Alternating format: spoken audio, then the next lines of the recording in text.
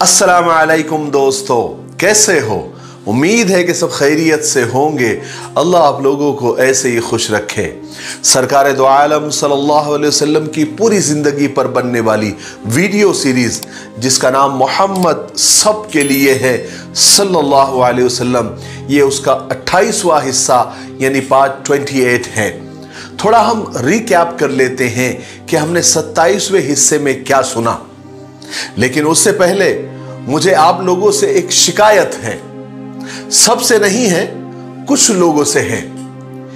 वो शिकायत ये है कि कुछ लोग हमारे इस सीरीज के वीडियोस को देख तो रहे हैं लेकिन शेयर नहीं कर रहे हैं।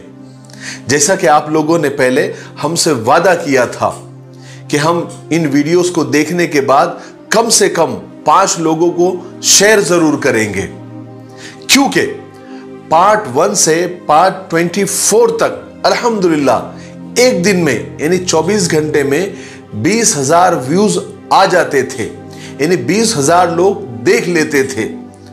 मगर अब लास्ट 2-3 वीडियोस को 20,000 होने में कभी 2 दिन तो कभी 3 दिन लग रहे हैं। तो बराए मेहरबानी प्लीज आप लोगों से गुजारिश है कि आप इन वीडियोस को देखने के बाद 5 लोगों को शेयर जरूर करें। अगर ज्यादा हो सकता है तो बहुत बड़ी बात है, ये आपके लिए सवाब जारिया है, इसलिए आप ऐसा जरूर करेंगे। मुझे ये अल्लाह से और आप लोगों से पूरी उम्मीद है। दूसरी एक बात आप लोगों को बतानी है कि मुझे कहीं से एक फोन आया, उस बंदे ने बड़ी अजीब बात मुझसे कही। मैं तो सच में हैरान हो गया कि कैसे कैसे लोग अल्लाह ने इस दुनिया में पैदा फरमाए हैं। कहने लगा कि मौलाना आपकी जो ये सीरीज है मोहम्मद सब के लिए सल्लल्लाहु अलैहि वसल्लम, मैं सारे वीडियोस को देख रहा हूं और मैं आपको बताऊं कि मुझे बहुत मजा आया। फलाने पार्ट में तो बहुत मजा आया और फलाने पार्ट में तो बहुत ज्यादा मजा आया। लेकिन बड़ी माफी के साथ मैं कहना चाहता हूं मौलाना कि फलाने पार्ट में और फलाने एक पार्ट में मुझे वैसा मजा नहीं आया जैसे फलाने पार्ट में आया था। मुझे इतनी हैरत हुई, मैंने उससे कहा भाई ये हुजूर की सीरत बयान की जा रही है, हुजूर की तकलीफों से भरी जिंदगी बयान की जा रही है, सहाबा की तकलीफें, हुजूर की मुसीबतें जो उन्होंने दीन के खातिर उठाई है।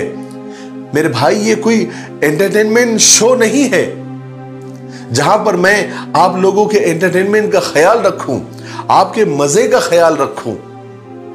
मेरे भाइयों बहनों, आपको पता है मुझे एक वीडियो बनाने के लिए 15 से 17 मिनट का या 20 मिनट का वीडियो बनाने के लिए कम से कम 6 से 7 घंटे लग जाते हैं। मैं सब काम छोड़कर अल्लाह के लिए, मेरे लिए और आप लोगों के लिए बड़ी शिद्दत के साथ मैं इस काम को कर रहा हूं। आपको सिर्फ सुनना है, समझना है, एहसास करना है, अमल करना है और इसको ज्यादा से ज्यादा लोगों तक पहुंचाना है, शेयर करना है। हम तो सिर्फ इतना चाहते हैं कि हमारी ये मेहनत और हमारे नबी पाक सल्लल्लाहु अलैहि वसल्लम की ये सीरत ज्यादा से ज्यादा लोगों तक पहुंचे और ये काम आप लोग ही कर सकते हैं। इसलिए दोबारा इस बात का अज़्म करें, इरादा करें कि आप इन वीडियोस को ज्यादा से ज्यादा लोगों तक पहुंचाएंगे और ज्यादा से ज्यादा इसको शेयर करेंगे और इन वीडियोस में आप अपने मजे को और एंटरटेनमेंट को तलाश न करें, बराए मेहरबानी। और शेयर करें इसलिए कि एक शेयर की वजह से पता नहीं किसकी जिंदगी पलट जाए और हमारे नजात के लिए काफी हो जाए। चलिए आगे बढ़ते हैं। हमने 27वें हिस्से में सुना कि किस तरह एक नई साजिश करके मक्का वालों ने सारे ईमान वालों को एक घाटी में कैद कर दिया और सोशल बायकाट कर दिया। इस घाटी में आप सल्लल्लाहु अलैहि वसल्लम ने, सहाबा ने, आपके खानदान वालों ने बहुत ज्यादा तकलीफें उठाई, भूख और प्यास को बर्दाश्त किया, फाके से रहे, पेट पर पत्थरों को बांधा। मक्का वालों ने ईमान वालों को दाने दाने को तरसा दिया। इस तरह बायकाट को 3 साल बीत गए, क्योंकि वो जो ऐलाननामा था, वो अहदनामा, वो एग्रीमेंट जिसमें सब ने दस्तखत की थी, सब ने गवाही दी थी, बड़े बड़े सरदारों ने कसम खाई थी, वो अभी तक काबे में यानी खाने काबा में लटका हुआ था। इसलिए जब तक वो अहदनामा, वो एग्रीमेंट वहां लटका हुआ था, कोई चाह कर भी इस बायकाट को खत्म नहीं कर सकता था। चलिए अब आगे सुनते हैं। जब इस बायकाट को पूरे 3 साल बीत गए, एक दिन रसूल पाक सल्लल्लाहु अलैहि वसल्लम अचानक अपने चचा अबू तालिब के पास आए और कहा कि चचा, वो जो अहदनामा है यानी वो जो एग्रीमेंट है जिसमें सबने कस्में खाई है, गवाही दी है और उसमें पूरी दास्तान हमारे बायकाट की लिखी हुई है, मैं आपको बता रहा हूं कि उस अहदनामे को दीमक ने चाट लिया है। यानी उसके सब अल्फाजों को दीमक ने चाट लिया है। जितने भी जुल्म के और शिर्क के जितने भी अल्फाज थे उस पर सबको दीमक ने साफ कर लिया है। सिर्फ खुदा का नाम यानी बिस्मिकल्लाहुम्मा, खुदा के नाम से शुरू करता हूं, ये उस पर लिखा हुआ था, सिर्फ वो बाकी रह गया है, बाकी सब साफ हो गया है। चचा अबू तालिब को ये बात सुनकर बड़ी हैरत हुई, मगर वो अपने भतीजे रसूल पाक सल्लल्लाहु अलैहि वसल्लम पर पूरा भरोसा रखते थे। वो जानते थे कि मेरा भतीजा कभी झूठ नहीं बोलता। इसलिए चचा अबू तालिब को यकीन हो गया कि जरूर ये खबर अल्लाह तबारक व तआला ने अपने नबी यानी रसूल पाक सल्लल्लाहु अलैहि वसल्लम को दी है। वो फौरन अपने चंद हाशमियों को साथ लेकर मस्जिद हराम में पहुंचे। वहां पर कुरैश के सरदार बैठे हुए थे। इन लोगों को आता हुआ देखकर वो समझे कि हाँ, अब इनकी मुसीबतें अब इनको बर्दाश्त नहीं हो रही है। अब ये सब मुसीबतों से और बायकाट से घबराकर माफी मांगने आ रहे हैं। चचा अबू तालिब ने आते ही कहा कि ए कुरैश के लोगों, मेरे भतीजे ने यानी रसूल अल्लाह सल्लल्लाहु अलैहि वसल्लम ने एक ऐसी खबर सुनाई है कि तुम सब सुनकर हैरान हो जाओगे।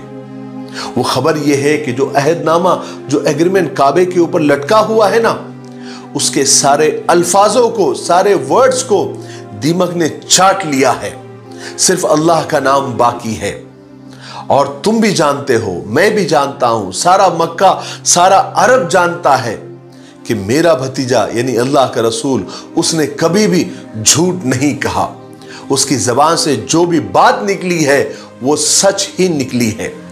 इसलिए आज फैसला हो जाए, तुम वो अहदनामा उतार कर देखो कि मेरे भतीजे ने जो बात कही है वो सही है या नहीं। उसके सारे अल्फाज को दीमक ने चाट लिया है। अगर देखो, अगर मेरे भतीजे मोहम्मद की बात सच निकलती है, अगर सच में दीमक ने सारे अल्फाजों को साफ कर दिया है, तो तुमको ये जुल्म सितम, ये बायकाट आज खत्म करना होगा। और अगर मेरे भतीजे की बात गलत निकली तो फिर उसको मैं तुम्हारे हवाले कर दूंगा। चाहे तो तुम उसे कत्ल कर दो, चाहे तो जिंदा रखो। चचा अबू तालिब की ये शर्त सुनकर तो कुरैश बहुत खुश हो गए। उन्होंने कहा कि बिल्कुल डन, तय है, ये शर्त पक्की। क्योंकि कुरैश के ख्याल में ये बात नामुमकिन थी, इम्पॉसिबल थी कि जो तहरीर ऊपर लटकी हुई, जो अहदनामा एग्रीमेंट ऊपर लटका हुआ था, उसकी सारी लिखावट मिट जाए और सारी तहरीर मिट जाए और सिर्फ खुदा का नाम बाकी रह जाए। ऐसा कभी नहीं हो सकता। इसलिए उन्होंने अबू तालिब की ये शर्त को डन किया और इसको तय किया और जल्दी से जाकर वो तहरीर को, वो अहदनामा को उतार कर लेकर आए। जब लाकर देखा तो सारे कुरैश के एकदम मुंह लटक गए, क्योंकि सच में वो पूरी तहरीर, वो पूरी लिखावट, अल्लाह के नाम के अलावा सब कुछ मिट गया था। अब कुरैश लाजवाब हो चुके थे। इस तरह ये जुल्म, ये बायकाट नबूवत के 10वें साल यानी टोटल 3 साल के बाद ये खत्म हुआ। कुरैश ने वो अहदनामा, वो एग्रीमेंट फाड़कर फेंक दिया और रसूल पाक सल्लल्लाहु अलैहि वसल्लम और आपके साथी और आपके हिमायती, आपके सपोर्टर उस घाटी से बाहर निकल सके। और फिर रसूल पाक सल्लल्लाहु अलैहि वसल्लम ने अपने दीन की तबलीग का काम फिर से शुरू फरमा दिया।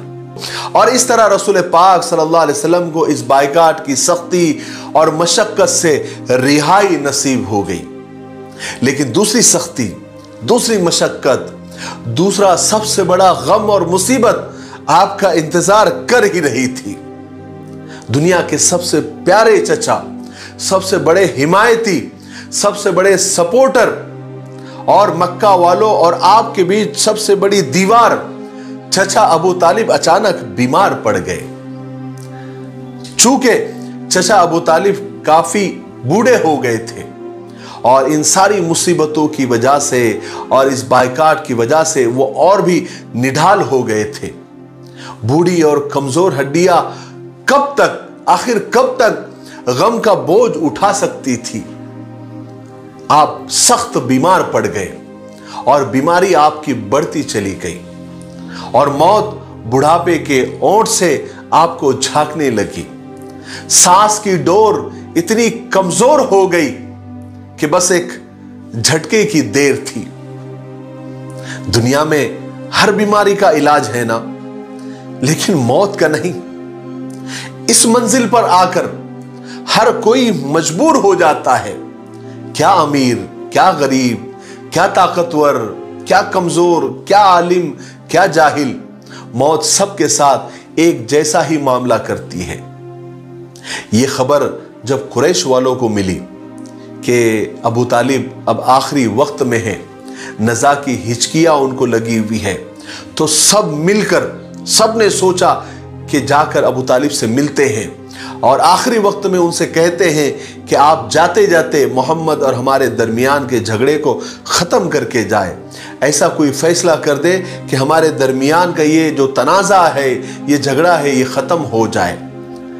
और अगर, क्योंकि जो मक्का वाले थे वो ये सोच रहे थे कि अगर चचा अबू तालिब के मरने के बाद अगर हम हुजूर को सताएंगे, परेशान करेंगे, तो सारे अरब में हमारी ज्यादा बदनामी हो जाएगी कि देखो जब मोहम्मद बेसहारा हो गए, जब उनका कोई सपोर्टर नहीं रहा, उनके चचा जो अबू तालिब थे वो चले गए, तब ये लोगों को इनकी ताकत बढ़ी और मोहम्मद को ये सताने लग गए।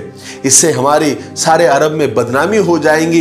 इसलिए कुरैश चाहते थे कि अबू तालिब के पास आए और इस मामले को जो है सुलझा दिया जाए। गर्ज के कुछ लोग अबू तालिब के पास पहुंच गए।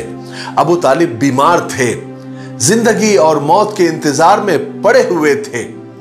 कुरैश के लोगों ने अबू तालिब के पास पहुंचकर कहा कि देखो अबू तालिब, आपको तो पता है कि हम लोगों में आपकी कितनी इज्जत है, इसलिए आप अपने भतीजे के और हमारे दरमियान जाते जाते इंसाफ करके जाइए।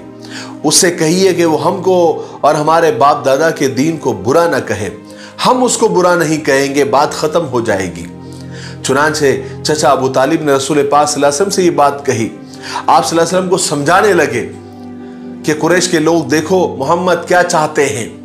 तो रसूल पाक सल्लल्लाहु अलैहि वसल्लम फरमाया कि मैं भी इन लोगों से ज्यादा कुछ नहीं चाहता, बस ये दो जुमले बोल दे, मामला खत्म, झगड़ा ही खत्म। तो कुरैश के लोगों ने कहा कि कौन से दो जुमले? तो अल्लाह के रसूल सल्लल्लाहु अलैहि वसल्लम फरमाया कि ला इलाहा इल्लल्लाह मुहम्मदुर रसूलुल्लाह सल्लल्लाहु अलैहि वसल्लम, इतना कह दे, ईमान ले आए, बात खत्म हो जाएगी। तो जब ये दो जुमले यानी कलमा जब कुरैश के लोगों ने सुना तो वो पैर पटकते हुए झल्ला कर वहां से वापस हो गए और आपस में एक दूसरे से कहने लगे कि इस आदमी से अब कोई उम्मीद मत रखो, ये अपनी बात पर अटल है और ये हिलने वाला नहीं है, हम सब कुछ करके देख चुके हैं। वो वहां से तो चले गए, लेकिन आखिरी वक्त में रसूल पाक सल्लल्लाहु अलैहि वसल्लम अपने चचा के पास आए और कहने लगे कि चचा, कम से कम आप कलमा पढ़ लीजिए, आप पढ़ लीजिए ला इलाहा इल्लल्लाह। आप जाते जाते सिर्फ इतना कह दीजिए कि अल्लाह के सिवा कोई इबादत के लायक नहीं है, मैं क़यामत के दिन आपके लिए हुज्जत कायम करूंगा। तो वहां पर अबू जहल भी बैठा हुआ था और बहुत सारे लोग बैठे हुए थे। उन्होंने अबू तालिब को इशारे से मना किया कि बिल्कुल नहीं अबू तालिब, तुम अपने भतीजे की बात में मत आओ और ये कलमा मत पढ़ो और अपने बाप दादा के दीन को मत छोड़ो। चुनांचे चचा अबू तालिब ने जो आखिरी जुमले कहे वो ये थे कि भतीजे, अगर मुझे ये ख्याल ना होता कि लोग मेरे मरने के बाद हंसेंगे कि अबू तालिब तो देखो जाते जाते मौत से डर गया, तो बेटे मैं ये जुमले कह देता, मैं ये कलमा पढ़ लेता, लेकिन मैं अब अपने बाप दादा के दीन पर मर रहा हूं। रसूल पाक सल्लल्लाहु अलैहि वसल्लम अपने चचा से बेहद मोहब्बत करते थे, आपका बेहद एहतराम और इज्जत करते थे और आप सल्लल्लाहु अलैहि वसल्लम चाहते थे कि चचा को दुनिया व आखिरत की भलाई नसीब हो जाए। इसी वजह से अबू तालिब के इस्लाम कबूल न करने से और इनकार करने से आपने बहुत ज्यादा असर ले लिया। आप बहुत ज्यादा गमगीन रहने लगे, उदास रहने लगे, आपको बहुत ज्यादा सदमा पहुंचा। यहां तक कि अल्लाह तबारक व तआला ने आप सल्लल्लाहु अलैहि वसल्लम पर वही नाजिल फरमाई और आपसे फरमाया कि आप जिसको चाहे उसको हिदायत नहीं दे सकते, हिदायत देना अल्लाह का काम है, हम जिसे चाहते हैं उसे हिदायत दे देते हैं। और फिर रसूल पाक सल्लल्लाहु अलैहि वसल्लम के सबसे बड़े गमखार, सबसे बड़े हमदर्द, आपके सबसे बड़े मददगार चचा अबू तालिब इस दुनिया को छोड़कर और आप सल्लल्लाहु अलैहि वसल्लम को छोड़कर हमेशा हमेशा के लिए चले गए, यानी उनका इंतकाल हो गया। वो आप सल्लल्लाहु अलैहि वसल्लम को कुरैश और उनकी दुश्मनी के लिए जैसे छोड़ गए। आप सल्लल्लाहु अलैहि वसल्लम चचा की मौत के गम से बेहाल हो गए थे, लेकिन उधर कुरैश के घरों में खुशियों के चिराग जलने लगे थे। वो सोच रहे थे कि आज मोहम्मद बेसहारा हो गया। आज तक अबू तालिब की हिमायत काम आती रही, लेकिन मौत ने उसको खत्म कर दिया, फना कर दिया। अब हम मोहम्मद को तोड़कर रख देंगे, नाउज़ु बिल्लाह मिन ज़ालिक। लेकिन ये मक्का वालों की भूल और कम नजरी थी। कुदरत उनकी इन बातों पर और उनकी इन सोच पर हंस रही थी, गोया यूं कह रही थी कि अरे नादानो, मोहम्मद का भरोसा अबू तालिब पर नहीं है, खुदा पर है। अबू तालिब मर गए लेकिन खुदा तो जिंदा है। याद रखो, मोहम्मद को इस दुनिया में किसी सहारे और किसी वसीले की जरूरत नहीं है। जिस खुदा ने उसे नबी बनाकर भेजा है वो उसका सबसे बड़ा सहारा है। चचा अबू तालिब का इंतकाल इस बायकाट के 3 साल के खत्म होने के 6 महीने बाद हुआ, यानी नबूवत के 10वें साल हुआ। अभी चचा अबू तालिब की मौत का सदमा और जख्म हरा ही था।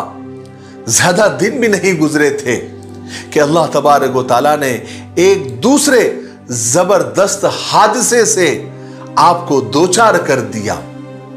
और वो हादसा ये था कि आपकी पाक बीवी, आपकी गमगुसार, आपकी शरीके हयात, हम सब की अम्मा जान हजरत खदीजा रज़ी अल्लाह तआला अन्हा बीमार पड़ गई और चंद दिन के बाद उनका इंतकाल हो गया। वो हजरत खदीजा रज़ी अल्लाह तआला अन्हा जो बेइंतहा मोहब्बत करने वाली, बेहद गमगुसार बीवी थी, जो दिलो जान से आपकी खिदमत करती थी। रसूल पाक सल्लल्लाहु अलैहि वसल्लम पर वही आने के बाद जितने भी दिन वो जिंदा रही, उन्होंने रसूल पाक सल्लल्लाहु अलैहि वसल्लम की खातिर तवाज़ो में कोई कमी नहीं की। अपना सारा माल, अपनी सारी दौलत हुजूर के कदमों में डाल दिया और आप सल्लल्लाहु अलैहि वसल्लम की खिदमत में कोई कसर नहीं छोड़ी थी। हजरत खदीजा रज़ी अल्लाह तआला अन्हा सबसे पहली वो नेक औरत थी जो अल्लाह पर और उसके रसूल पर ईमान ले आई थी। हजरत खदीजा रज़ी अल्लाह तआला अन्हा वो अजीम औरत थी जिस पर अल्लाह तबारक व तआला ने अपने रसूल के जरिए सलाम भेजा था, जिन्हें अल्लाह तबारक व तआला ने जन्नत में मोतियों और जवाहरात का महल देने का वादा किया था। चचा अबू तालिब और अपनी सबसे चहीती शरीके हयात हजरत खदीजा रज़ी अल्लाह तआला अन्हा के इंतकाल के बाद रसूल पाक सल्लल्लाहु अलैहि वसल्लम 2 जबरदस्त हमदर्दों से महरूम हो गए थे। हजरत खदीजा का इंतकाल एक रिवायत के मुताबिक चचा अबू तालिब के 2 महीने बाद, और दूसरी रिवायत के मुताबिक चचा अबू तालिब के इंतकाल के सिर्फ 3 दिन के बाद आपका इंतकाल हो गया था। और यह इंतकाल नबूवत के 10वें साल रमजान में हुआ था। उस वक्त हजरत खदीजा रज़ी अल्लाह तआला अन्हा की उम्र 65 साल थी और आप सल्लल्लाहु अलैहि वसल्लम की उम्र 50 साल थी।